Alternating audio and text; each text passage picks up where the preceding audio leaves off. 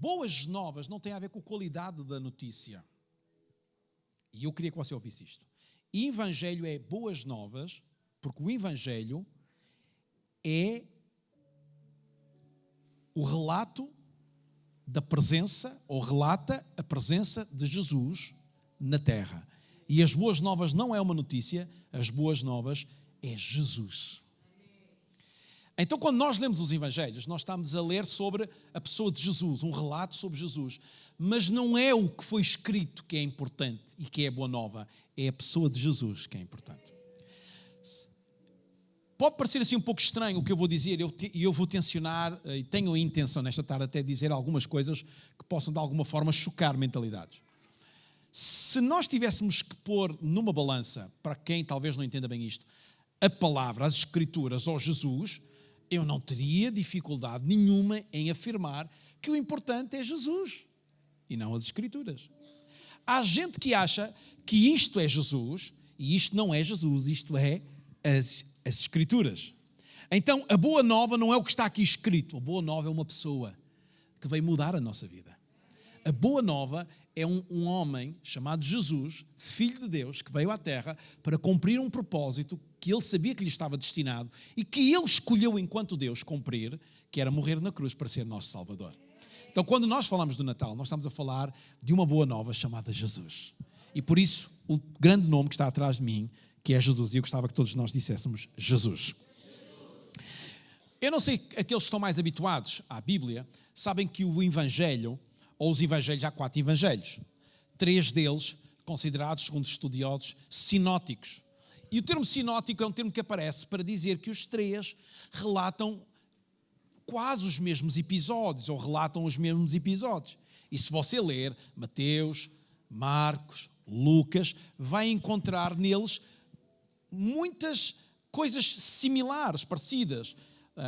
Apenas difere que alguns deles, estando no mesmo lugar, vendo a mesma coisa, escreveram de forma diferente. Mas são sinóticos porque há muita semelhança neles, na construção, por aí fora. E você vai reparar que o Evangelho de João é um Evangelho completamente novo, diferente destes, ok? Aliás, conforme vamos perceber claramente, o foco de João é um foco completamente diferente do foco de Mateus, de Marcos e de Lucas. Ainda estão comigo? Ok. Então vamos refletindo sobre estes, porque há uma intenção. E a intenção no fim é nós exaltarmos o nome de Jesus nesta tarde. Obrigado pelo seu amém, sinto-me muito motivado e convencido, mas não faz mal. Hoje não estou muito preocupado com os seus améns, mas a coisa vai rolar. Então nós precisamos de ir aos Evangelhos para conhecer Jesus. E isto é muito importante. Mateus, eu não sei quem é que já leu o Evangelho de Mateus. Mateus era discípulo de Jesus. E o que ele escreve é fruto do que ele experimentou, fruto da sua relação com Deus, ou com Jesus, melhor dito. Mateus foi um daqueles que esteve lá, que observou os episódios, viu o que é que aconteceu. E Mateus vai tentar provar, através da sua escrita, que Jesus é o Messias que eles esperavam. Até porque Mateus é um livro escrito, é um evangelho escrito para os judeus, para os israelitas, que esperavam o Messias. Então o judeu, sendo discípulo de Jesus, escreveu com uma intenção bem objetiva, que é relatar e apresentar Jesus como o Messias. Por isso é que ele, quando começa, eu não sei se você já teve a oportunidade de olhar, ele começa pela genealogia de Abraão, para provar o quê? Que Jesus vinha da linhagem que era necessário vir para ser, então, quem ele era. Quando nós chegamos a Marcos, Marcos não era discípulo de Jesus. Marcos foi discípulo de Pedro. Portanto, o líder de Marcos era Pedro, completamente diferente. Então, Marcos é segundo aquilo que se percebe, é talvez o primeiro evangelho a ser escrito. Alguns, talvez, que estão a olhar para mim nesta tarde, pensariam que Mateus, por vir primeiro, seria, então, o primeiro evangelho a ser escrito. Mas não. A Bíblia, conforme sabem, se não sabem, vão ficar a saber neste momento, não está por ordem cronológica. Isto significa que os livros não estão por o primeiro que foi escrito, o segundo, o terceiro. Não. Até aproveito para fazer uma boa publicidade à nossa livraria. Você passe lá e pergunte se eles têm uma Bíblia cronológica, por ordem cronológica. Se não tem, com certeza que haverá disponibilidade para encomendar. E é uma Bíblia interessante para você ler. Essa sim é uma Bíblia em que os livros estão por uma ordem cronológica. A Bíblia que você tem, a Bíblia que eu tenho, é uma Bíblia que foi composta e os livros arrumados com uma intenção, que eu não vou estar agora aqui a explicar, mas você pode um dia, se quiser tomar um café comigo, eu explico-lhe isso. Desde que seja você pagar o café. Porque a quantidade de pessoas que me vai fazer esta pergunta, se eu tiver que pagar estes cafés todos, vai ser difícil. Então, Lucas é o primeiro evangelho, segundo o que se entende, a ser escrito. E, aliás, há até a ideia de que Mateus e Lucas, não vivendo alguns episódios que Marcos viu, escreve, Mateus e Lucas escrevem algumas coisas que estão em Mateus, porque se inspiraram nos escritos e nas notícias que Marcos trouxe. Ok? São pequenos retoques que eram importantes. Em Marcos, Jesus já não é apresentado como Messias. Em Marcos, Jesus é apresentado como o servo, que faz muitos milagres. E é por isso que quando você lê o Evangelho de Marcos, você vê que há muitos milagres ali descritos por Marcos. Ainda estão comigo? Ainda não consegui adormecer nenhum? Boa. Mas estou no bom caminho, de certeza. Então é um Evangelho essencialmente escrito para os gentios. Isto é, para aqueles que não eram judeus. Isto é, melhor dito, se não está aqui nenhum judeu, então Marcos é um livro escrito com toda a intenção para todos nós. E é escrito para que nós possamos compreender que Jesus é um servo. Ainda estão cá? Talvez há uma pergunta aqui que eu acho que é interessante fazer. A igreja hoje, a igreja que nós somos, é uma igreja que vive mais por evidências ou por sinais? Porque em Mateus escreve para os judeus para dizer: há evidências de que este é o Messias que nós esperávamos. Em Marcos, sendo discípulo de Pedro, escreve para os gentios a dizer: há sinais de que este é Jesus, o Filho de Deus, e que é um servo.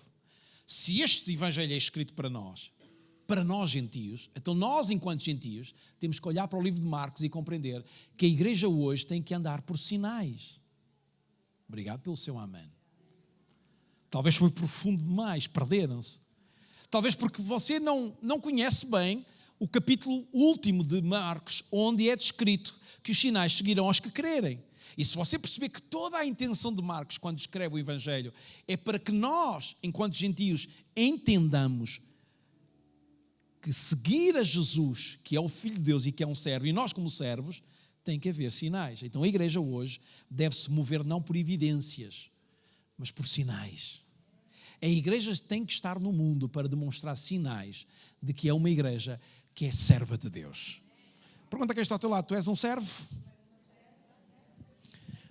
Diz comigo, então chegamos a Lucas. Digam lá comigo, ajudem-me. Então chegamos a Lucas. Todos nós sabemos que Lucas era um médico. Era um médico gentio. E era um homem da ciência, não é?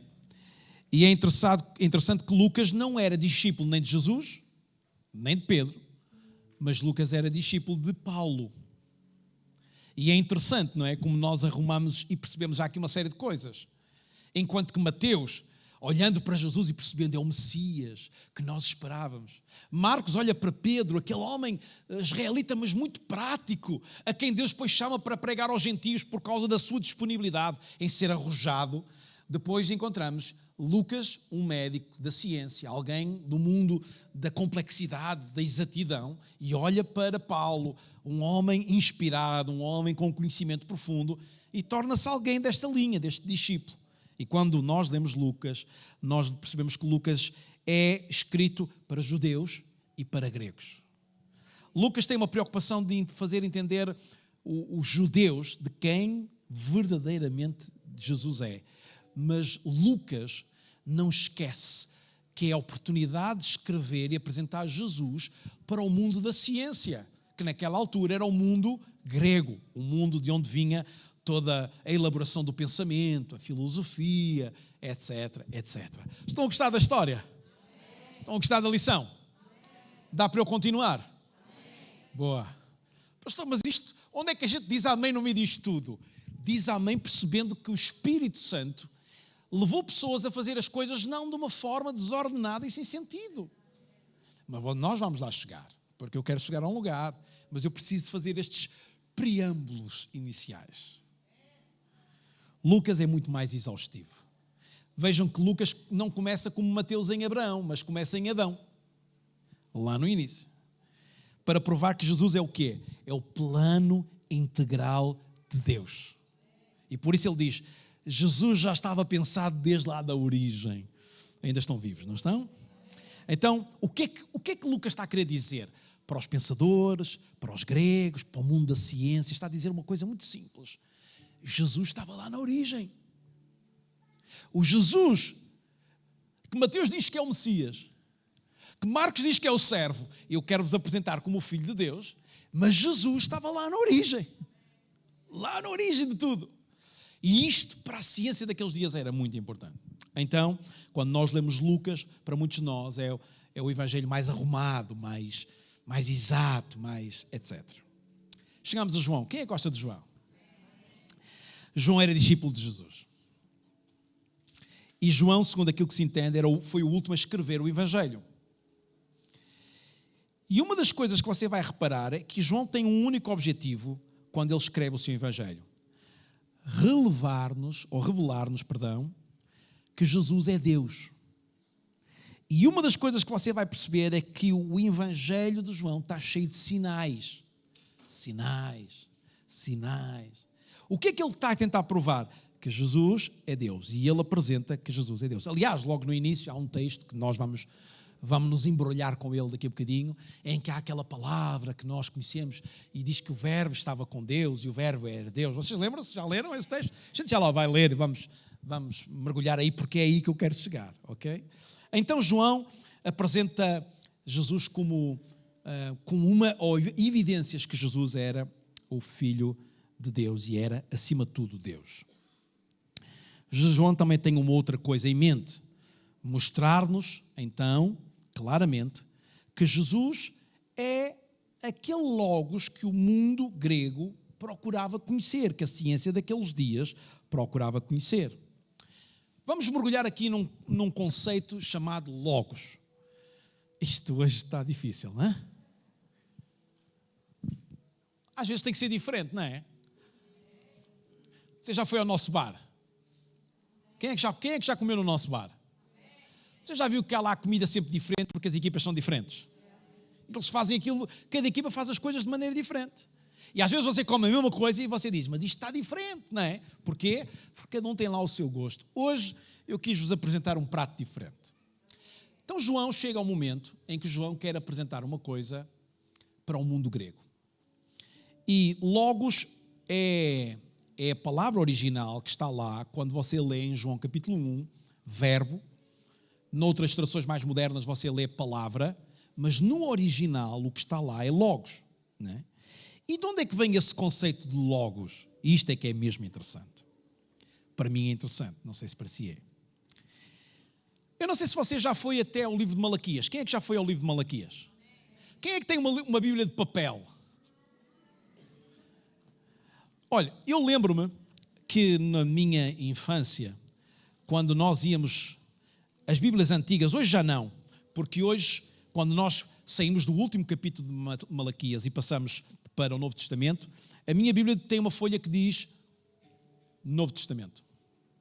E as Bíblias antigas, a minha primeira Bíblia, tinha aqui 4 páginas em branco. Alguém teve uma Bíblia dessas?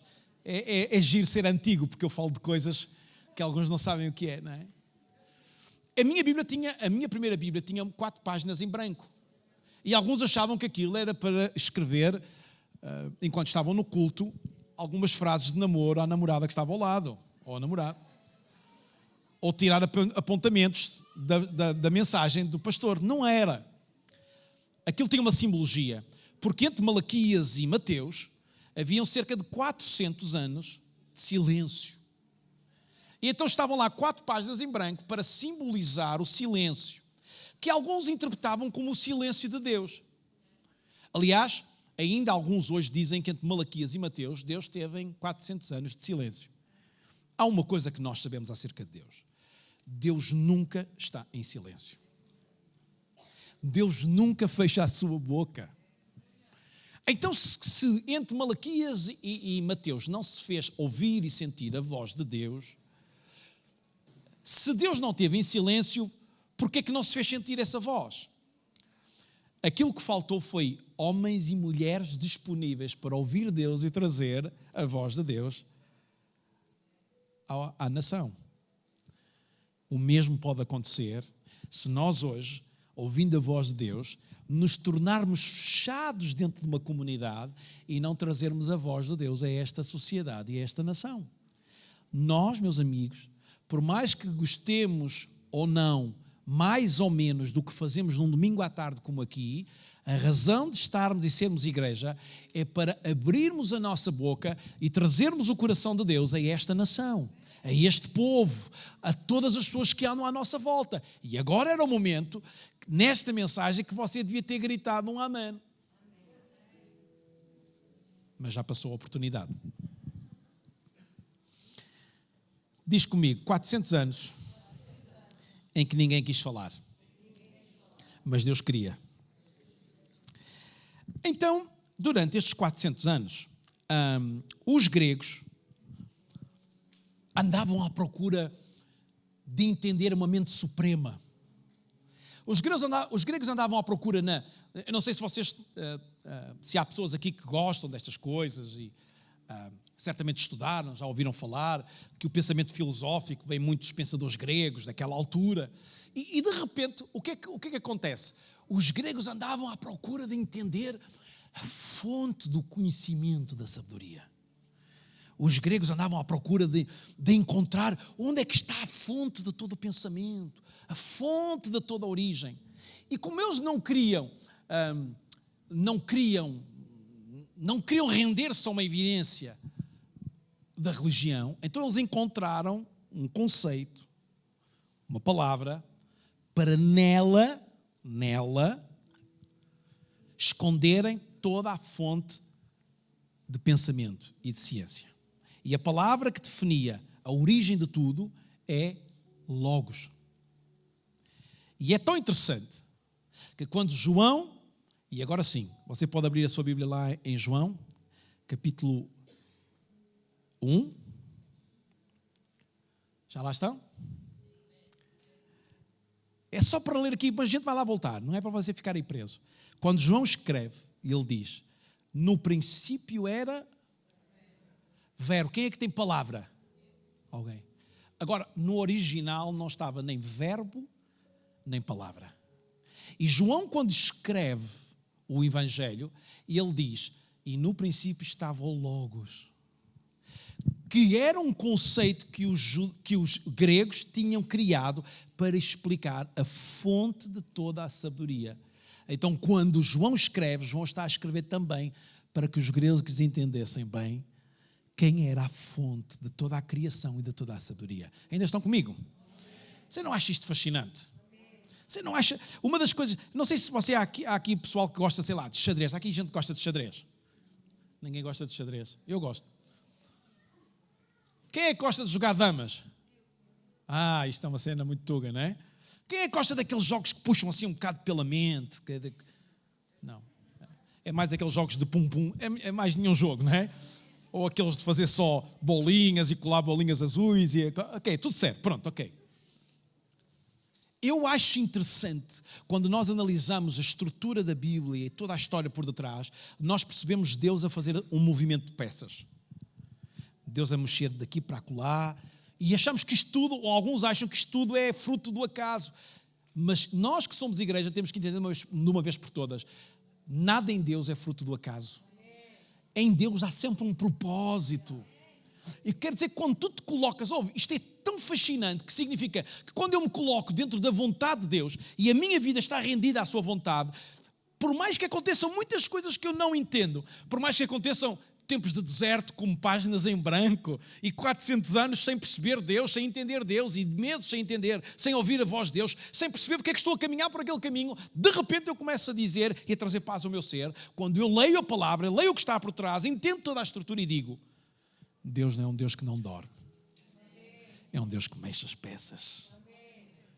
E se a peça está aqui hoje e eu preciso de movê-la para acolá, eu vou movê-la para ali. Estão lá comigo ou não? Quem conhece o xadrez sabe que os bispos, não os bispos que temos na casa, os bispos de... Alguns não perceberam a piada, nós temos uma família que é bispos, é só para não fazerem associações. Os bispos mexem-se nas diagonais. Os cavalos mexem-se num L de 3x2. As torres mexem-se em linhas retas. A dama pode fazer tudo no xadrez. É uma coisa fantástica. O rei é muito limitado, marcha passo a passo, assim como os peões que acompanham o rei. Mas o interessante é, na estrutura do xadrez, nós mexermos as peças e irmos mexendo de duas formas.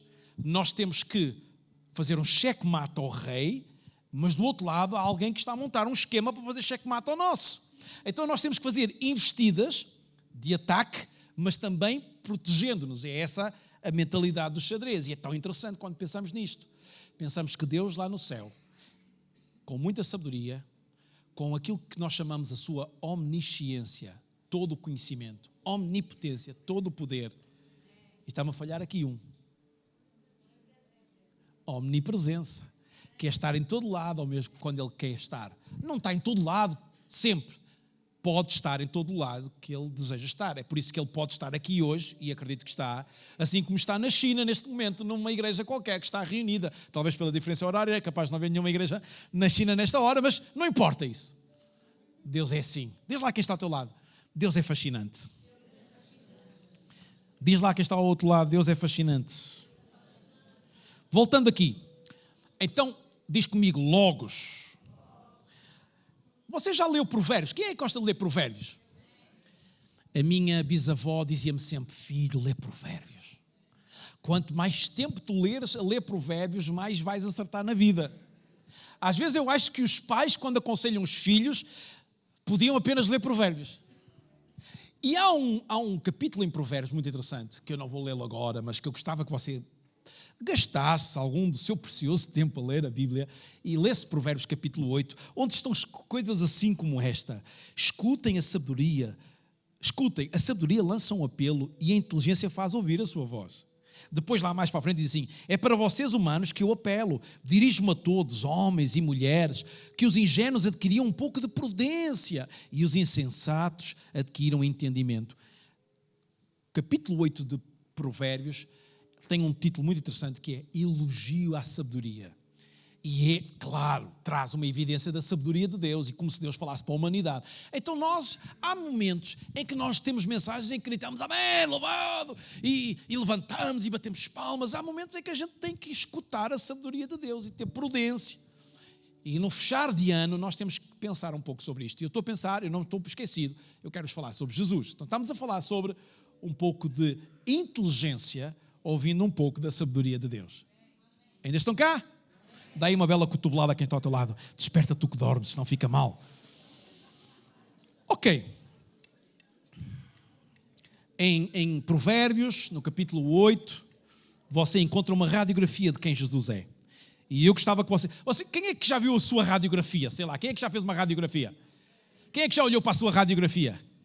É bonito, não é? Até por dentro você é bonito, hã? Diga que sim, não é? Diga que sim. Quando você lê Provérbios 8, você vai ver uma radiografia de Jesus e você vai ficar fascinado. Recomendo hoje, vivamente, que você não adormeça sem ler o capítulo 8 de Provérbios. Ok? Vamos avançar. Diz comigo Logos. Logos tem a ver, então, com todo o conhecimento, sabedoria, que vinha de um lugar que eles não conseguiam definir, mas que nós percebemos claramente que era Deus. Ok. Quando a Bíblia diz que Jesus é o Filho de Deus, a Bíblia está a dizer que Jesus é o único. E aqui eu quero que você reaja. Jesus é o único. Jesus é incomparável. Não há ninguém parecido com Ele. Jesus é o Logos. É absoluto, completo, transcendente, omnipotente.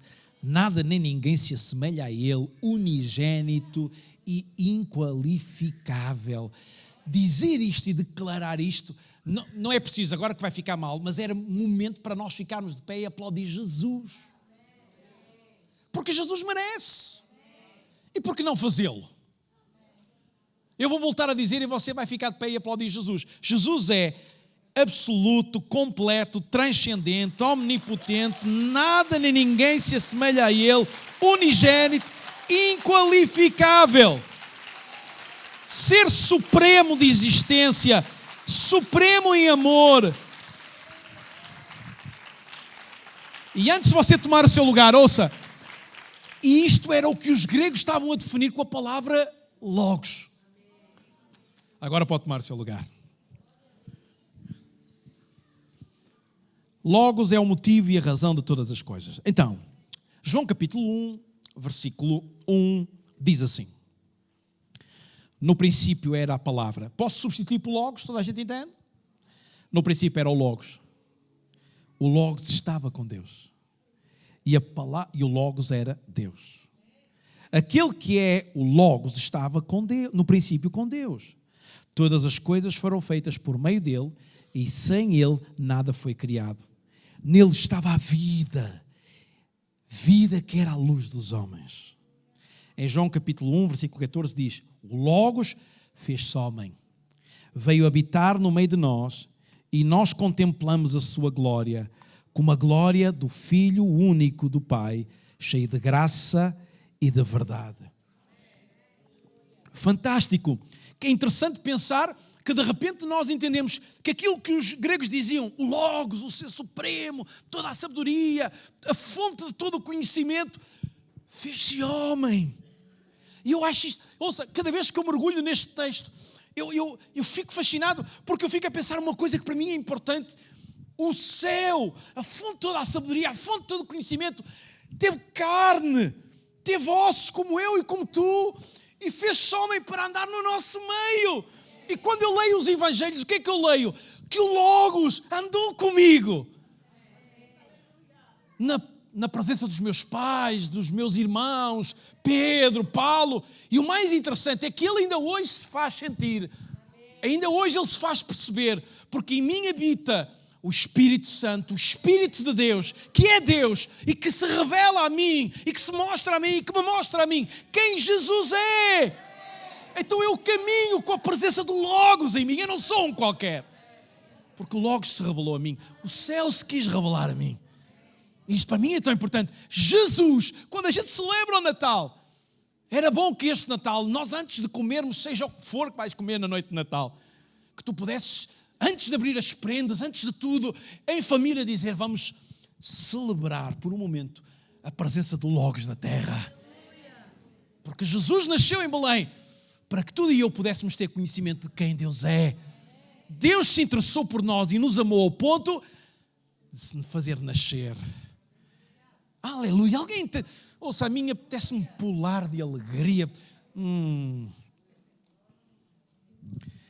de João, ouça, 1 João capítulo 1 diz assim. Não, é melhor você ir lá, vá lá. Senão você não se mexe e depois engorda. 1 João 1:1 diz assim: escrevemos acerca daquele que é o Logos da vida, que já existia no princípio de tudo. Nós que o ouvimos, ouça, estes discípulos foram loucos, estes discípulos foram doidos, ouça, eles tiveram uma oportunidade incrível, ouça, a viver naqueles dias de Jesus foi uma coisa extraordinária. Alguém está comigo? Pedro, anda cá. Pedro Pedro é Pedro, pronto, agora vamos fazer a coisa que me deve ser. Pedro é Pedro e eu sou Jesus. Jesus também, por aquilo que se percebe, diz que não era um homem assim com muita formosura, embora alguns o pintam com olhos azuis, portanto eu faço bem a personagem de Jesus. E quando Pedro cortou as orelhas e Jesus disse: Pedro, pá, tu andas perdido. Eu gosto quando Jesus vai lá passar perto e diz, Pedro, segue-me, vais ser pescador de homens. E Pedro segue Jesus. Pedro andou com o Logos, com a fonte do conhecimento. Anda tranquilo, pá, já passou a vergonha. Eles são... Ouve, o Logos veio do céu à terra, o conhecimento, a sabedoria, tudo veio de lá para andar com os seres humanos, para se fazer sentir real, absoluto, não uma ficção que existe lá e que ninguém sabe o que é, não. Jesus se fez homem. Tudo isto para estar perto de ti, perto de mim. Podes sentar, Pedro, e arrepende dos seus pecados. E é isto que ele diz, ouça lá, 1 João capítulo 1, escrevemos acerca daquele que é o Logos da vida, que já existia no princípio de tudo, nós que o ouvimos e vimos, eu gosto disto, nós que o ouvimos e vimos, que privilégio, com os nossos próprios olhos, também o contemplamos e lhe tocamos com as nossas mãos, que coisa, a vida deu-se a conhecer e nós vimos-la. Que revelação. Que coisa nós andamos aí tão perdidos às vezes a pensar que a revelação de Jesus são os cânticos, que a revelação de Jesus é a ceia, que a revelação de Jesus é outra coisa. A revelação de quem Deus é através da pessoa de Jesus. E a nossa vida cristã não tem a ver com o seguir mandamentos de uma igreja ou seguir preceitos, nada disso. É por isso que às vezes andamos tão confundidos. Nós temos que revelar a pessoa de Jesus em nós. Isto não é teoria, isto não é conversa, tem que ser vida. E Natal tem que simbolizar uma coisa, eu refletir e mostrar ao mundo vida. Mas eu tenho que viver essa vida. E no versículo 2 de 1 João diz, é a vida eterna que estava com o Pai e que nos apareceu. O que nós vimos e ouvimos, vos anunciamos agora, para que estejam também unidos a nós. Na verdade, a nossa comunhão é com o Pai e com o seu Filho Jesus. Uau! O Logos apareceu, diz comigo, o Logos apareceu. Diz comigo, conviveram com Ele. Mas digam todos, conversaram com Ele. Eu gosto disto. Comeram com o Logos. Eia, que coisa! A revelação de todo o conhecimento da humanidade esteve sentado à mesa com eles. E eles comeram. Você não acha isto fascinante? Sou eu que estou em modo de Natal, fico assim meio afetado.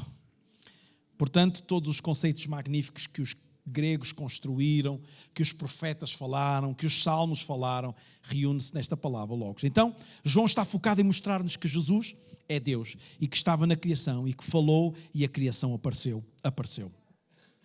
Portanto, o motivo e a razão de todas as coisas é Jesus e o fim de todas as coisas é Jesus.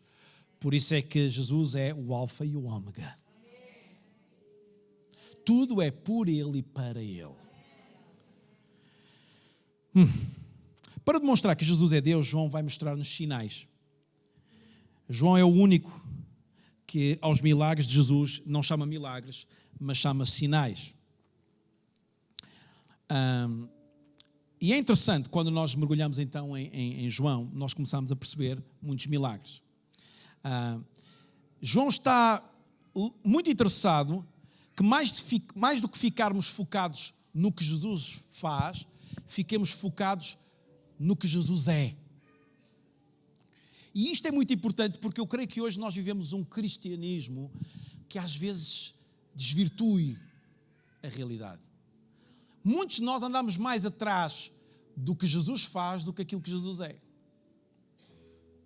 Querem uma prova? É que quando Jesus não faz, nós ficamos aborrecidos com Ele. Verdade ou não é? Alguns correm atrás do milagre que Jesus pode fazer. Mas Jesus diz assim, eu não tenho milagre para te dar hoje. Tenho apenas a minha pessoa para te dar. E alguns ficam muito aborrecidos porque Jesus não fez o milagre. Mas o Logos andou connosco. E o Logos está connosco. E o Logos se manifesta e se mostra. A igreja precisa ser um grupo de pessoas que mostra claramente ao mundo que mais importante do que aquilo que Jesus faz é aquilo que Jesus é. E nós temos que ser pessoas que na nossa vida e na nossa vivência demonstramos claramente quem Jesus é a este mundo. Nós não andamos atrás dos sinais. Os sinais evidenciam quem Jesus é. Porquê que a igreja... Ouça, agora esta vai ser muito dura, mas não reajam mal. Marcos 16 diz que os sinais seguirão aos que crerem. Quem crê em Deus, quem crê em Jesus, evidencia a pessoa de Jesus na sua vida. Então os sinais mostram que Jesus está lá. Nós precisamos hoje de uma igreja que evidencia sinais. Sinais de quê? Da presença de Jesus, do Logos na sua vida. Ouça, há gente que quer um cristianismo que precisamos de muitos sinais para atrair pessoas. Ouça, aquilo que verdadeiramente tem que atrair as pessoas é a evidência do Logos na nossa vida. Mas os sinais confirmam que Jesus está lá. Ainda estão vivos?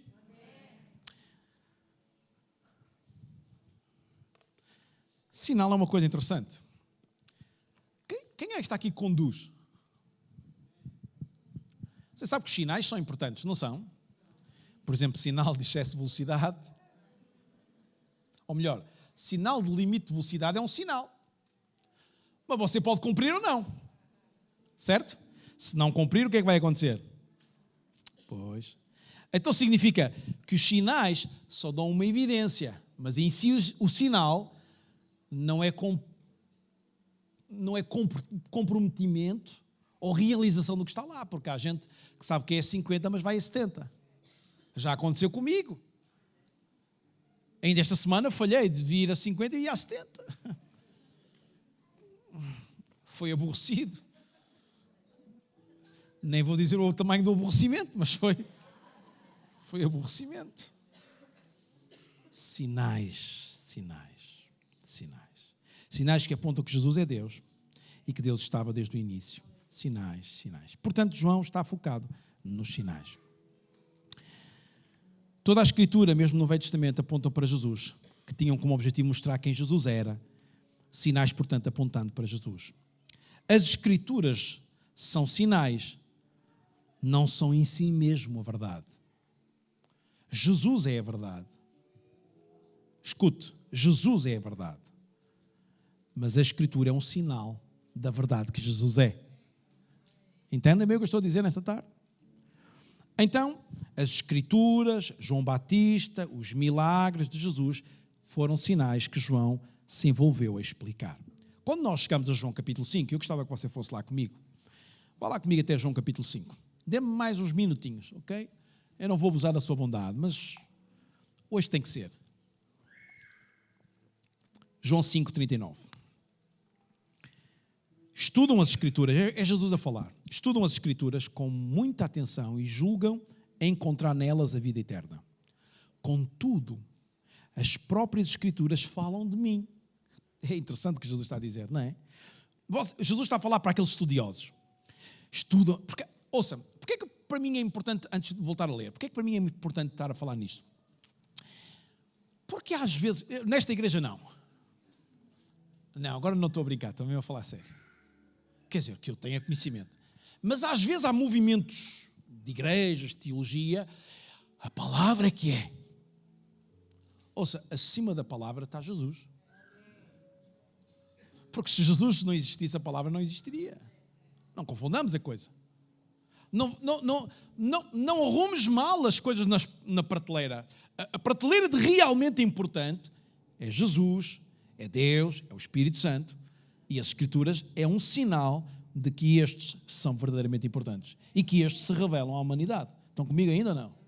E é interessante que Jesus, ele próprio está a dizer, há pessoal que estuda as Escrituras, está a falar para os judeus que liam lá o Tora, todos aqueles rolos do Velho Testamento, para nós é o Velho Testamento, mas que era a lei, os profetas, e está a dizer, o que eles não entendem é que aquilo que eles estão a ler fala acerca de mim. É interessante, não é? O próprio a dizer, isso que vocês têm na mão, que não era na mão, mas que eles liam na sinagoga, fala acerca de mim. Olha, é como se Jesus viesse aqui hoje. Vocês gostavam de receber Jesus? Amém. Fisicamente, porque Ele está presente. Pronto, já ninguém está feliz. Quem é que gostava de receber Jesus hoje aqui? E Jesus dizia assim, sentava-se aqui à frente, assim, muito calmo. Não sei qual é o tom da voz dele, e dizia assim, abram aí em João 3,16. E nós abríamos em João 3,16 e todos diríamos, Jesus, não é preciso abrir, a gente sabe de cor. Porque Deus amou. E ele dizia, parem. O filho dele sou eu.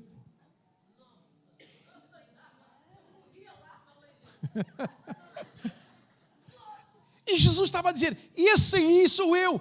Ouça, era uma coisa fantástica. O próprio Jesus estar aqui para nos comunicar isto. E Jesus está a dizer isto. E ele diz um versículo 40, muito interessante. E apesar disso, não querem seguir-me para terem a vida eterna. Quer dizer, há gente que lia os rolos, ouvia na sinagoga, acerca de Jesus, tinham lá Jesus e Jesus a dizer assim, isso que vocês leem, que vocês gostam muito, sou eu. E vocês não me querem seguir. Será possível nós andarmos enredados com tanta coisa que é ser igreja e afinal não sermos? Será, se calhar, possível nós andarmos envolvidos com tanta coisa que o cristianismo pode ser e andarmos a seguir o cristianismo e não seguir Jesus? Será possível nós andarmos envolvidos com tanta teologia e não seguirmos Jesus? Quer dizer, será possível nos nossos dias nós seguirmos tanta coisa e estamos a perder a essência da coisa? Eu creio que este é um perigo que a igreja hoje atravessa.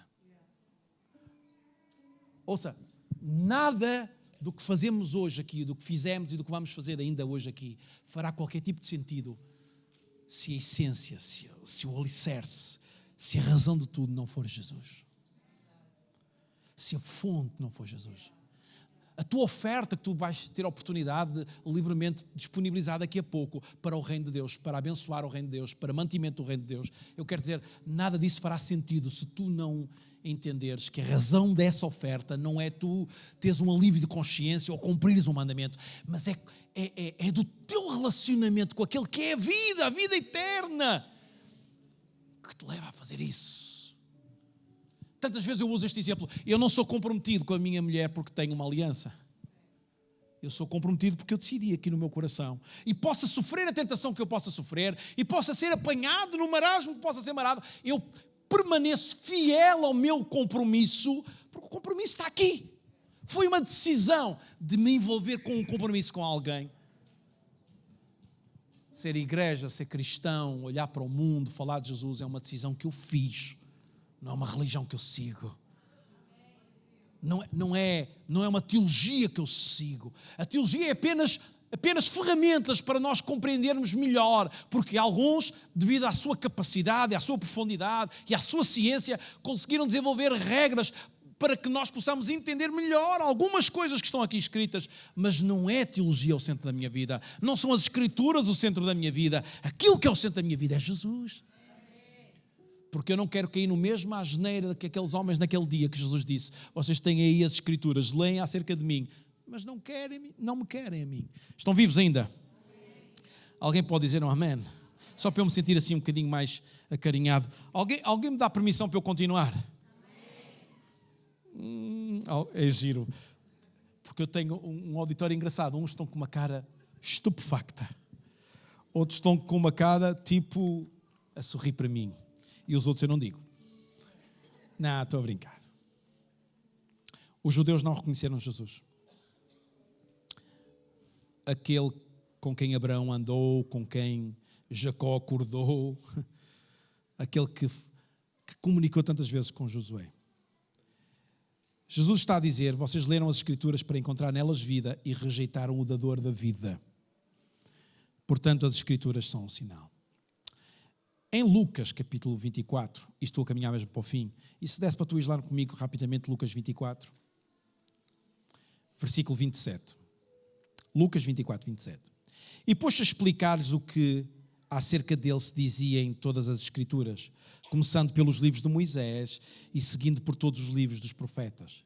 Versículo 44. Jesus acrescentou ainda, o que eu vos tenho dito quando andávamos juntos, é que tudo o que estava escrito a meu respeito na lei de Moisés, nos livros dos profetas e nos salmos, tinha de se cumprir. Versículo 45. Depois abriu-lhes o entendimento para compreenderem as Escrituras. Esta foi uma aula dada por Jesus, uma aula de escola bíblica, verdadeiramente instituto. O que Jesus estava a dizer é aquilo que está lá em João, o Logos. Sou eu que estou convosco. Jesus, portanto, é a interpretação de toda a Escritura. Jesus é o princípio de todas as coisas. Jesus é que é relevante. Por isso João falou de sinais e selecionou alguns. E eu sei que vocês já leram os sinais. Sabem qual é o primeiro sinal que está escrito em João? A transformação de água. Lembram-se? E ele diz, este foi o primeiro sinal. E depois diz, e o segundo foi, lembram-se? Foi quando Jesus ordenou para que o filho de alguém fosse curado. Mas a partir daí João deixou de contar e dizer o terceiro, o quarto, o quinto. Não, foi só ali. Porque a partir daí tu e eu temos que contar os sinais que Jesus fez e claramente provam que Jesus é Deus. Temos que ficar de pé?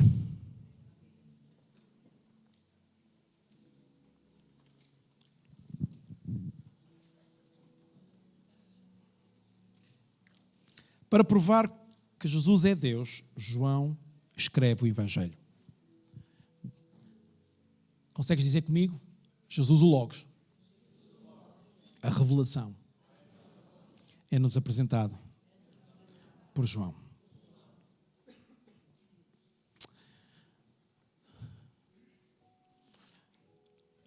Dou-me 2 minutos. Levo 12 a mais que o que devia.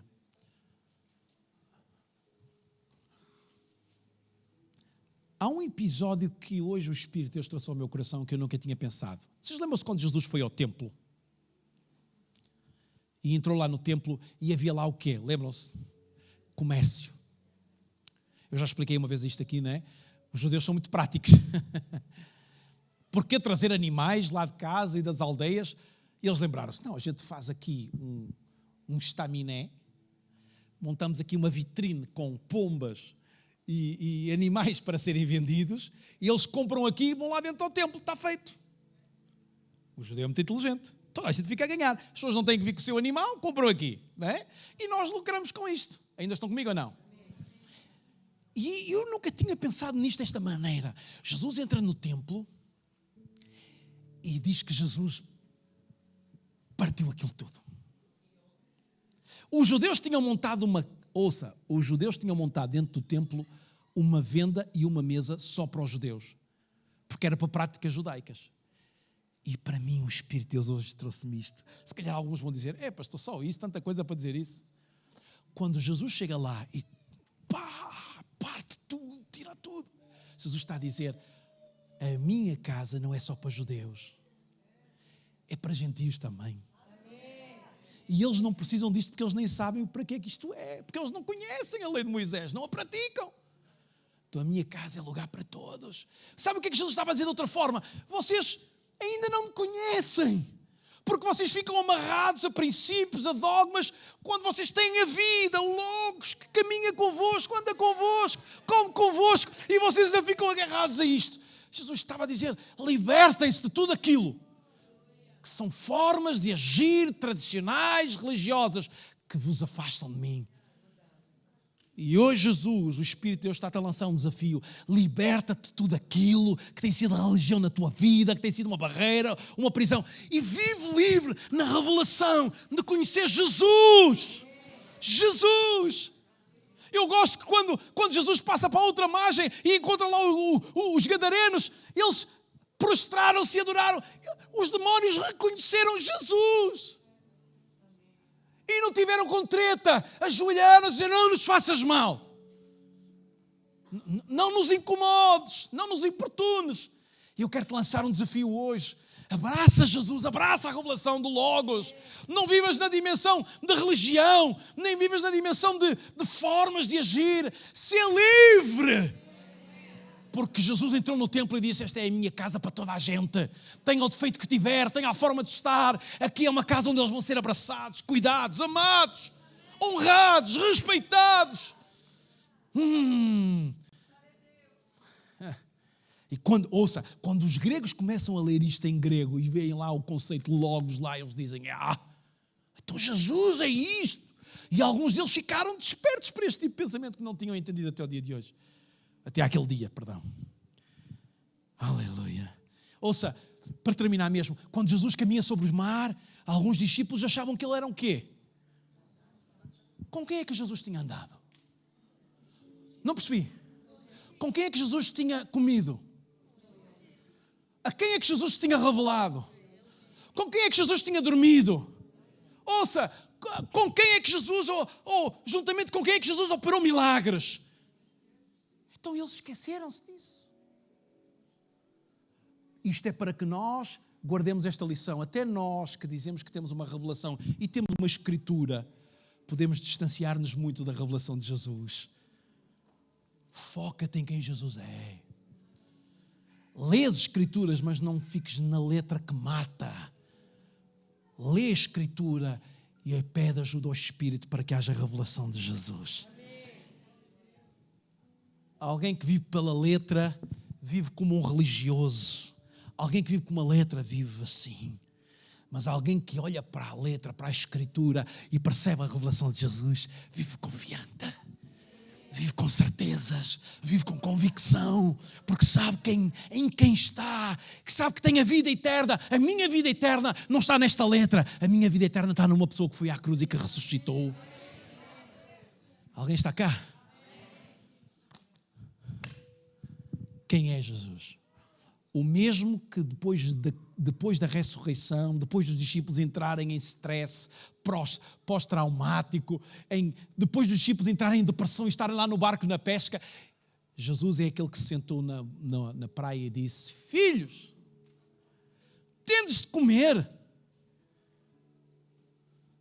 E alguns deles não o reconheceram. Como é possível? E antes de tu fazeres aquele exercício religioso e de crente que é discípulos marotos, nós mesmos podemos cair nisto. De andarmos anos a cantar ousado amor, que eu gosto desta letra, gosto desta música. Fizeste tudo, procuraste-me em todo lugar. Quem é este? É o Logos. Descestes montanhas, ou subiste montanhas, descestes montanhas. Quem é ele? O Logos. Tu hoje tens que ir daqui para casa sorridente a dizer: o Logos anda à minha procura. O Logos encontrou-me, o Logos quer ter relacionamento comigo, o Logos quer caminhar comigo quando eu vou para o emprego, o Logos quer estar ao meu lado quando eu me deito, o Logos está comigo quando eu estou doente, o Logos está comigo quando as coisas correm bem, o Logos está comigo. Quem é Ele? Jesus! Jesus! E Jesus pergunta: filhos, tendes de comer? E ele pergunta nesta tarde: tendes de comer? Ah, Jesus, temos o culto. Não é isso que eu estou a perguntar. Tendes de comer. Há coisas do céu sobre a vossa vida. Experimentaram sinais, experimentaram evidências de uma vida de relacionamento comigo. Tendes de comer. As bênçãos, as promessas, estão a vivê-las. Jesus continua a perguntar hoje: filhos, tendes de comer? E Jesus quer te dar nesta tarde. Podes fechar os teus olhos?